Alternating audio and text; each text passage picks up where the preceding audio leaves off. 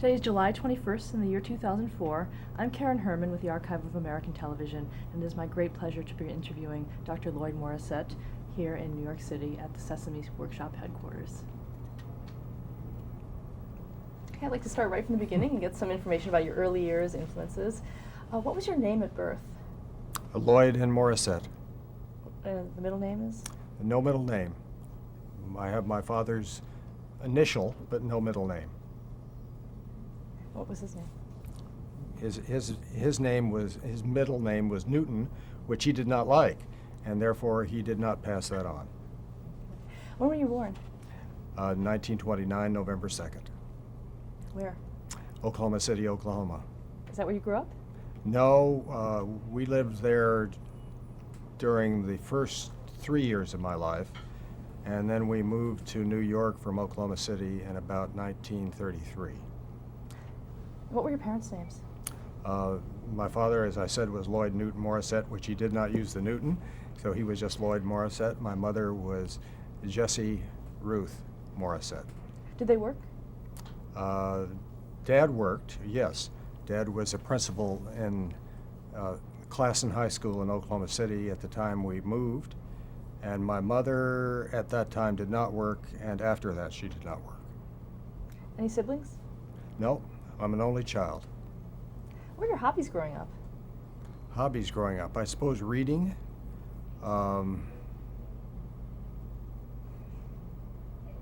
playing. You're asking growing up, I'm thinking of their very early years. It's hard to know whether I had anything called a hobby at that point. Well, what kind of kid were you? Small, serious, interested in school. What interested you in school? I don't know, I just liked it. Did you have favorite subjects? Again, we're talking about very early years, and I don't remember having any particular favorite subject at that time. Mathematics later became a favorite subject, but at that time I wouldn't think that I could pick one out. Did you know what you wanted to be when you grew up? My mother wanted me to be a doctor. That never quite appealed to me anywhere along the line. And my father, as I said, was a principal at Classen High School in Oklahoma City when we moved. We moved to New York because he came here to get his PhD, got his PhD in Teachers College in educational administration. And he finished that in I'm going to say 36, I think that's about right. After that, we moved to New Jersey, Cranford, New Jersey, where he was a high school principal. And then he went to Yonkers, New York, where he was assistant superintendent of schools between roughly 1930, I'm probably missing a year here somewhere in the chronology, 36 to 40. So that's wrong. That's clearly wrong. I've missed the years somehow. I went first through sixth grade in Yonkers, New York, which meant that we had to be there from 35 to 41.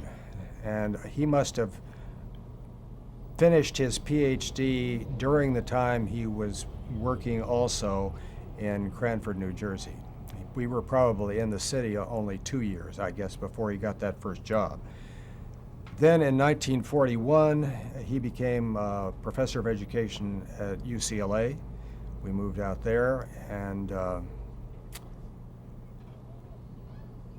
he thought being a professor was the best job in the world. And he thought being a professor at UCLA in California at that time was the best job in the world. So that was what was passed on to me. And when I started thinking about what I wanted to be, now we're talking ages of 11 on up, that was certainly what I had in mind. Did your father have a particular teaching style? I never saw him teach a class. He was reputed to be tough.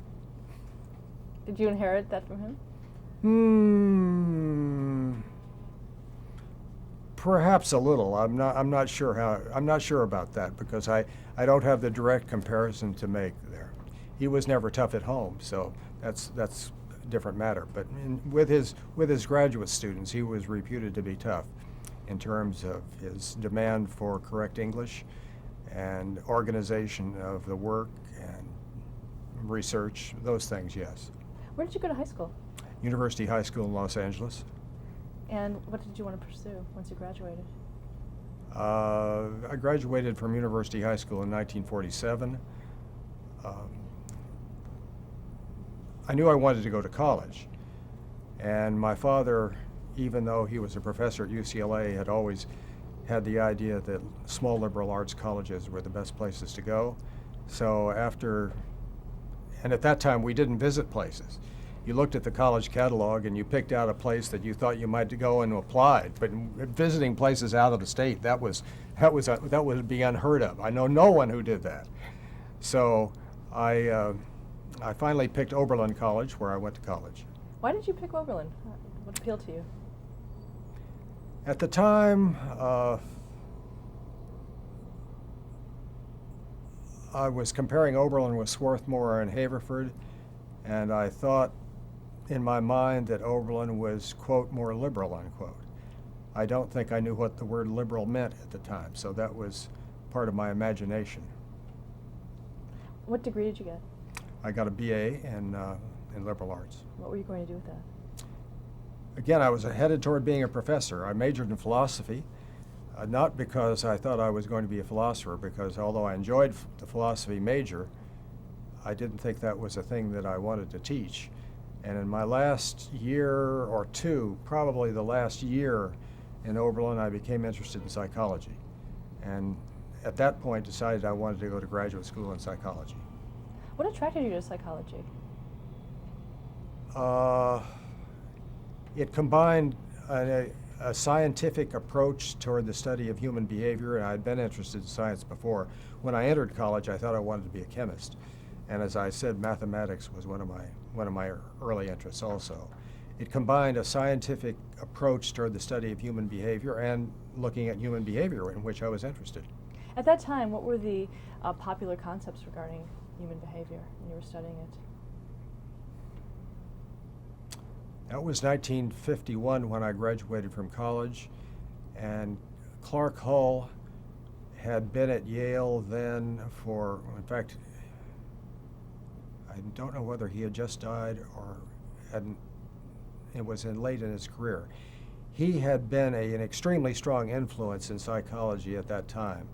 He brought a rigorous approach toward studying behavior and trying to formalize it in mathematical terms. And that really was the approach that the particular professor at Oberlin was using. He had been to Yale, and Hull had been at Yale. So that really sort of entranced me about it. And what did you also deal with children at that point? No. This was college. I mean, you didn't deal with anybody. You dealt with books and your classes. That's about all you dealt with. Although some of my friends did work in the animal laboratory at Oberlin. Oberlin didn't have a large laboratory. What did you do after graduation? I went to UCLA for 2 years because, as I said, I'd majored in philosophy, and to become a graduate student in psychology, I had to make up an undergraduate major in psychology, which I did at UCLA in 2 years. And then you went for your doctorate? Yes, at Yale. What was your dissertation on? At Yale? It was on the general topic of the things one could do to improve performance by just thinking about it. And I used 3 tasks that differed in the nature of the task, and people had time to try it and then think about it, and comparing it with different groups that had different amounts of time to try it and think about it and see what kinds of tasks one could improve in. Some you could and some you couldn't. For example, I used a dart throwing task where you stood about, I'm going to say 20 feet from the dartboard, which is a long way. If you've ever played darts, you stand much closer than that to play darts ordinarily. Nobody could improve that by thinking about it. There was no improvement at all.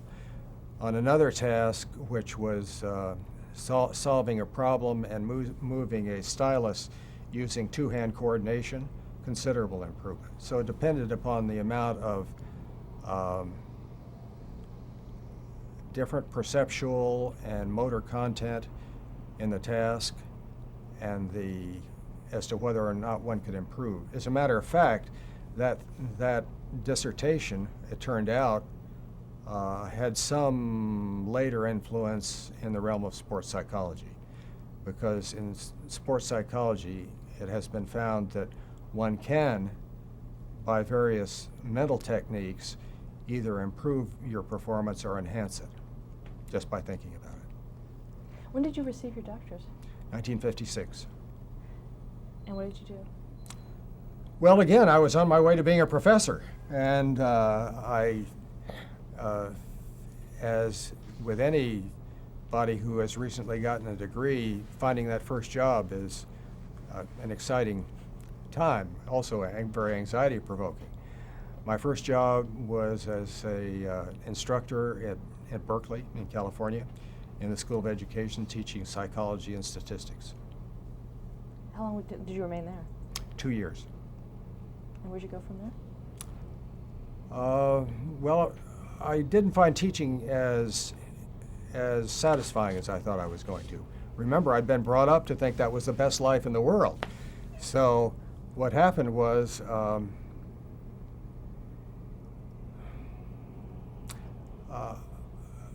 I found too few students were really interested in learning. I would say that in my classes, both in the statistics courses and in the educational psychology courses, maybe 5 or 10% of the students were really interested in learning. Others were sort of going through the process either to get a degree or to take a required course that they had to, and really were not particularly interested in the subject or finding out about it. Did you feel it was that way while you were going to school?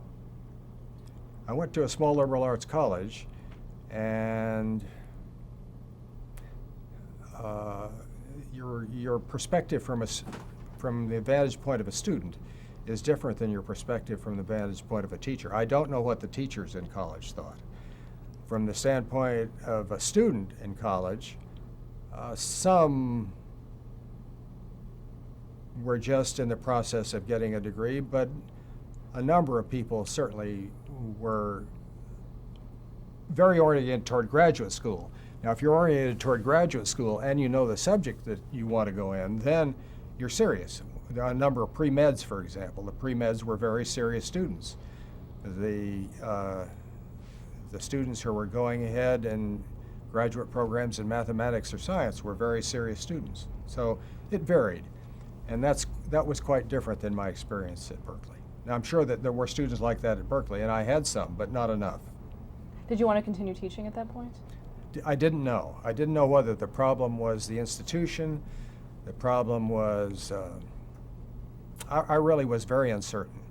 And I sort of thought perhaps I should go to another school and try in a different place, or perhaps I should go into research full time, or perhaps I should do something that would give me a little more overview than I had up to that point. And that's the road I took.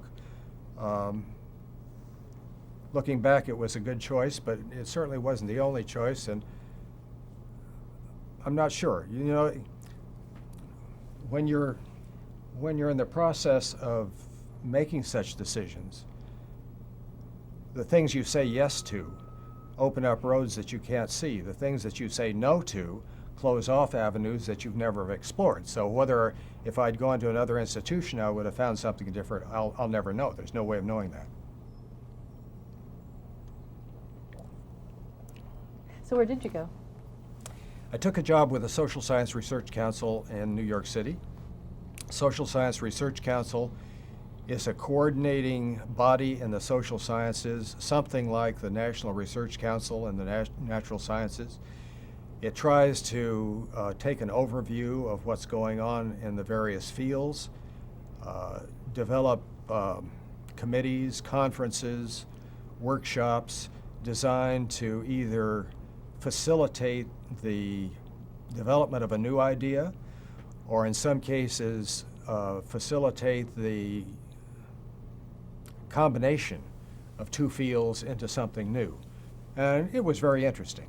What were your duties specifically? I was a very junior staff officer, And my duties were to meet with certain committees that were set up. For example, thinking back at that time, what can I pick out?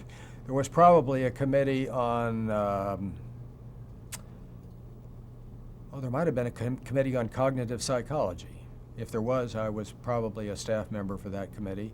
There certainly were studies that came out of the Social Science Research Council at that time concerned with polling and elections, and there would have been a committee on that. So there were things like that, and I was probably involved with, I'm going to say 3 or 4 committees like that, helping them do their work, setting up conferences, writing papers for them, so on. At that point, was there any involvement with you in television? Did the topic of television and psychology ever come up for you? The topic of television and psychology never came up. Do I don't think that anyone in the Social Science Research Council ever thought about television. Do you remember the first time that you saw television? We had a television set when we were in Berkeley. That would have been in '56 to '58. I certainly saw television before that. In my home growing up, we did not have a television set. Of course, I hadn't really lived at home since I went to college in 1948, and that was very early in the television era. So certainly the first set we owned was when we were in Berkeley. Did you watch television regularly, just as you were working? We watched it some, I wouldn't say a great deal. And how long did you remain with the Social Science Research Council? As a matter of fact, almost a year. I'd planned to stay there 2 or 3 years. And one day I got a call from John Gardner's office at Carnegie Corporation, that is Carnegie Foundation. Official name is corporation, but it is a foundation. And he invited me to come over for lunch and offered me a job. And as far as I was concerned, that came out of the blue. And I had never thought about foundations. I knew almost nothing about them. And after thinking about it and finding out a little more about Carnegie and about John Gardner and the other people there, it intrigued me, so I said yes. What is the Carnegie Corporation? Carnegie Corporation is a general purpose foundation that is devoted primarily to education. And at that time, and I think still, largely to higher education. So that it made grants for a whole variety of things, curricular improvements, studies that looked at trends in higher education, education for specific purposes. For example, education for public service was one of the programs of the corporation at that time. How was it funded? It has an endowment, and it was set up for, if I can recall the words, the general welfare of mankind. And Andrew Carnegie, who set it up, included education as one of the things, but not the sole thing that it did. It's interesting that Andrew Carnegie gave away most of his fortune during his life, but he found that when he came toward the end of his life, he had not given away nearly as much as expected to. And so the residual part of his estate essentially went to what is called Carnegie Corporation of New York. And what were you hired to do there? I was, again, a very junior staff member, and since I was a psychologist by training and John Gardner was also a psychologist, there was a certain affinity between us. And as a result, I was involved in things that had some psychological content when we did things like that, as well as certain other things. I was involved, for example, we had a program designed to see if creativity could be encouraged and taught. And the answer is it can be. The research clearly showed that. That hasn't been picked up very much because teaching creativity did not become a very popular thing for one reason or another. I don't know why. Some things do and some things don't. But as a subject, it didn't become very popular. What was the methodology for finding that out? the one thing that I remember most strongly about that, there was a psychologist named Richard Crutchfield. He was at Berkeley in the Department of Psychology. He developed a test that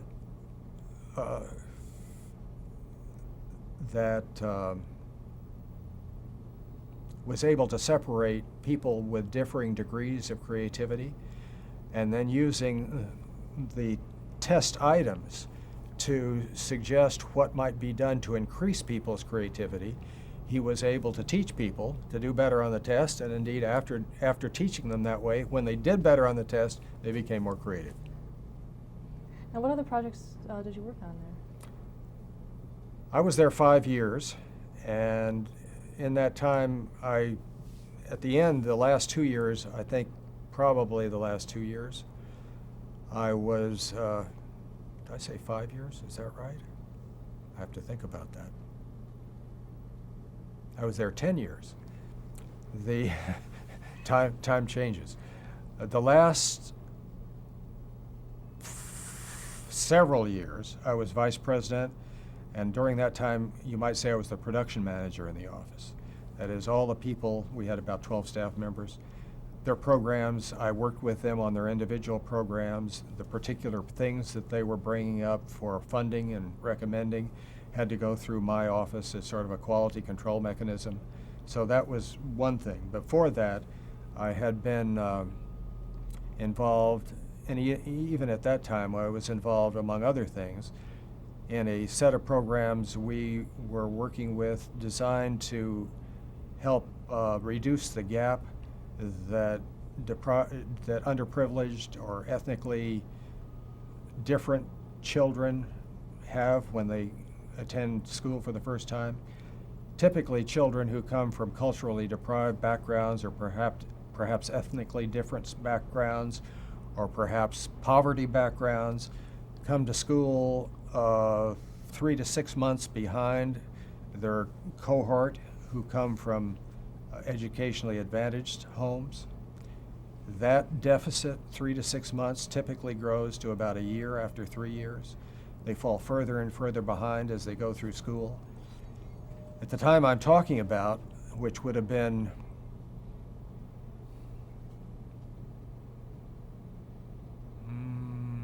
(1960), I'm going to, let's say 5 to 7 or 8. This was during the Johnson presidency, and there was a lot of talk about the educational gap, and that the country was losing vital resources because children who were potentially productive citizens were caught in this bind that I've already described. And we were trying to find ways to prevent that deficit from occurring. There were several theories about how you might do that. One theory was you in some way educationally inoculated the children before they went to school so they would not suffer the detriment that they otherwise would. Other theories suggested that what you needed to do was to enrich their curriculum while they were in school so they could benefit in ways that they were not able to because they didn't have the advantages that they might have had at home. Well, there were a variety of people doing things like that, and we probably financed, I'm going to say, 5 to 10 such programs. Again, I'm not quite sure about the number at this point, but several. And in general, the answer was you could do things that would help those children when they went to school. You could do things before at preschool level or at kindergarten level, so when they entered first grade, they were more like the children from advantaged homes. And insofar as we had followed them, there wasn't a long-term study at that point, it seemed to be that reduction of what was called the educational gap persisted over time, particularly if it were followed up. And that following up happens to be very important. We learned that later, but following it up happened to be very important. How were programs chosen? Those programs? Yeah. Well, the job of a person at a foundation, my job, was to be aware of all the programs that you could find that had any relevance to that, or in some cases, just if you couldn't find a program, you could find a talented person in research or education or teaching who would be interested in doing it if they had the resources. So in a sense, the job of a foundation officer is twofold. One, it is by what you do to advertise the potential availability of resources. And secondly, to educate yourself as to where those resources are. That is, if you're really doing your job, you should know, practically speaking, everybody in the country who is doing anything that's relevant to that work and have some idea about the differential quality of those programs or people. And how did you familiarize yourself with what was going on in that? You read, you travel, you go to conferences, you talk to people, you listen to what you say, and tell me who I should talk to, I'll talk to them. And to do that well in a new field that you don't know about probably takes 2 years. Half time for 2 years of really working at that before you can say that you're competent to do something. And when did Sesame Street enter the picture? How did it enter the picture? Well, that was sort of a precursor, in a way, of Sesame Street.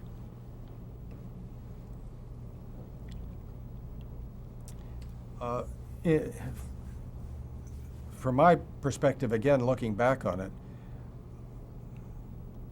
several different things were going on that led to what became Sesame Street. One was what I've just described, the programs we were funding at Carnegie. Although we were funding these programs, the problem we were dealing with was much larger. At that time and at the present time, there are roughly 4 to 4.5 million children entering school in any year.